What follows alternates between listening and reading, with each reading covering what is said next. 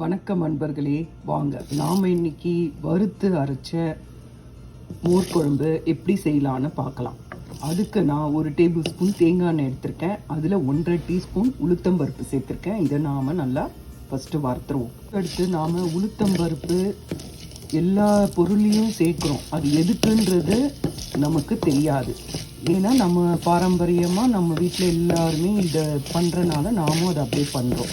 எதனாலனா நாம் உளுத்தம்பருப்பு எல்லா பொருளையும் சேர்க்குறனால நம்ம உடம்புல இருக்கிற எல்லா எலும்புக்கும் உளுத்தம்பருப்பு ரொம்ப நல்லது.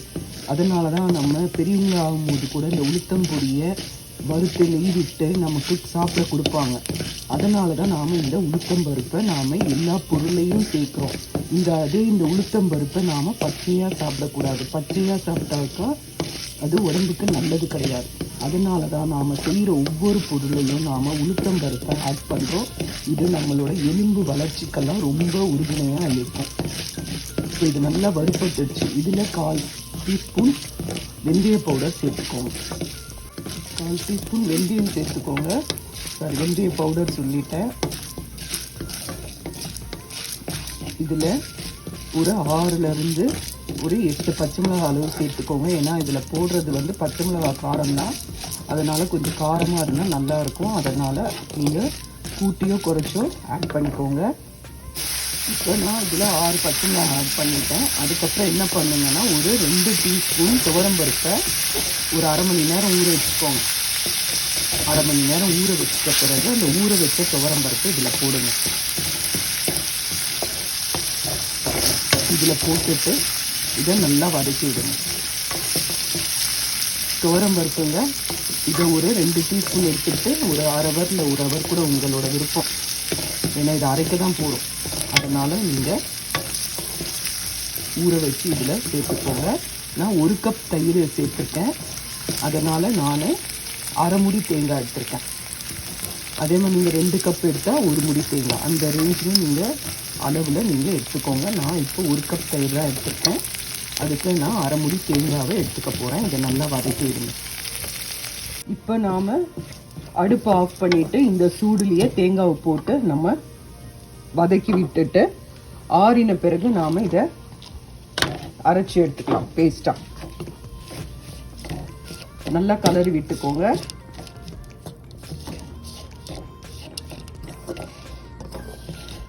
இப்போ நாம் இதை அரைச்சி எடுத்துக்கலாம். அடுப்பை ஆஃப் பண்ணிட்டு போடுங்க. தேங்காவை சூடில் இருக்கக்கூடாது. இதில் நாம் 1 டீஸ்பூன் ஜீரகத்தை பச்சையாக சேர்த்துக்கலாம். இப்போ நான் 1 கப் தயிர் எடுத்துக்கிறேன். அந்த தயிரை நல்லா மோராக்கிக்கோங்க. அதில் 1.5 கிளாஸ் வாட்டரை ஆட் பண்ணிக்கோங்க. இப்போ நான் 1 கப் தயிரில் 1.5 கிளாஸ் வாட்டர் ஆட் பண்ணியிருக்கிறேன். தயிரை மோராக்கிக்கோங்க. அந்த மோரில் நாம் 1.5 கிளாஸ் வாட்டர் சேர்த்துக்கணும். அதுக்கப்புறம் அதில் 1 டீஸ்பூன் மஞ்சள் பொடி சேர்த்துக்கோங்க. தேவையான அளவு உப்பு சேர்த்துக்கோங்க. அது கூட நாம் வறுத்து அரைச்ச பொருளை பேஸ்ட் ஆக்கிட்டு அதையும் நாம் இதில் சேர்த்துக்கலாம்.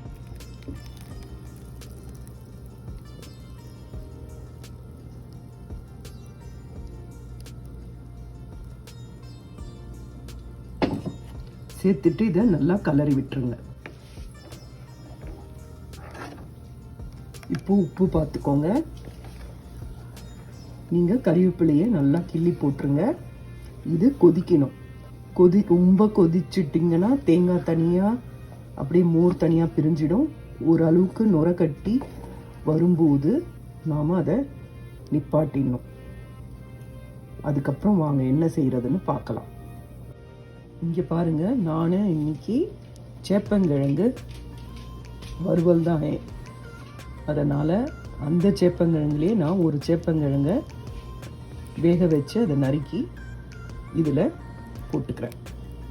சேப்பங்கிழங்கு மோர் குழம்பு வேக வச்சு அதை நான் நறுக்கி போட்டுட்டேன்.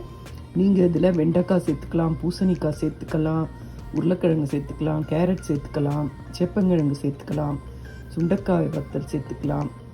எதில் வேணாலும் மோர் குழம்பு செய்யலாம். இந்த காயிலெல்லாம் செஞ்சிங்கன்னா மோர் குழம்பு ரொம்ப நல்லா இருக்கும். இங்கே பாருங்கள், அப்படியே சுற்றி பொங்கி வருது பார்த்தீங்களா?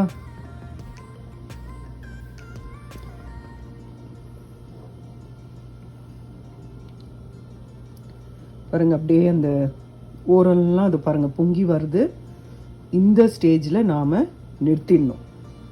இதுக்கப்புறம் நாம் என்ன செய்யலான்னு பார்க்கலாம் வாங்க. அவ்வளோதான். இதை அப்படியே நுரக்கட்டி வரும்போதே நிறுத்திடணும். ரசம் மாதிரி தான், ரொம்ப கொதிக்க விடக்கூடாது. ரொம்ப கொதிச்சுதுன்னா தயிரும் இது மோரும் தேங்காயும் பிரிஞ்சு வந்துடும். அவ்வளோதான், அதை நிப்பாட்டிடுங்க. அவ்வளோதான்.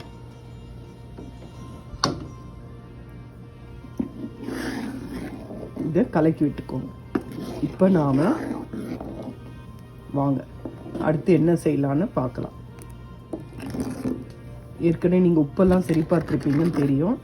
பட் இன்னொரு வாட்டி பார்த்துக்கோங்க. காரம் நீங்கள் கொஞ்சம் கூடுதலாகவே சேர்த்துக்கோங்க. ஏன்னா காரம் நிறைய சாப்பிட்றவங்க கொஞ்சம் மிளகாவை அதிகமாக சேர்த்துக்கோங்க. இப்போ இந்த மோர் குழம்புல தேங்காய் எண்ணெயில் கடுகும் பெருங்காயமும் போட்டு தாளித்து கொட்டியாச்சு. உங்ககிட்ட கொத்தமல்லி தழை இருந்தால் கொத்தமல்லி தழையும் கிள்ளி இதில் போடுங்க. தேங்காய் எண்ணெயில் செஞ்சிங்கன்னா ரொம்ப நல்ல வாசனையாக ரொம்ப மணமாக இருக்கும். அதனால் இதை செஞ்சு பாருங்கள். இப்போ இதில் தாளித்து கொட்டியாச்சு. நான் பெருங்காயம் இந்த மோர்லேயே கலக்கணும், அது மறந்துட்டேன். அதனால தான் நான் கடுகோடு சேர்த்து பெருங்காயத்தை போட்டு பொரிச்சிருக்கேன். அவ்வளோதான், மோர் குழம்பு ரெடி. இதை செஞ்சு சாப்பிட்டு பாருங்கள், நல்லாயிருக்கும். இதுக்கு மோர் மிளகாய் கூட மோர் குழம்புல சேர்த்துக்கலாம், நல்லாயிருக்கும். அதுவும் நல்லாயிருக்கும். அவ்வளோதாங்க, சுவையான மோர் குழம்பு ரெடி. இதை செஞ்சு பாருங்கள். செஞ்சு சாப்பிட்டுட்டு உங்களுக்கு இந்த வீடியோ பிடிச்சிருந்தா லைக் பண்ணுங்கள், ஷேர் பண்ணுங்கள், சப்ஸ்கிரைப் பண்ணுங்கள். நன்றி, வணக்கம்.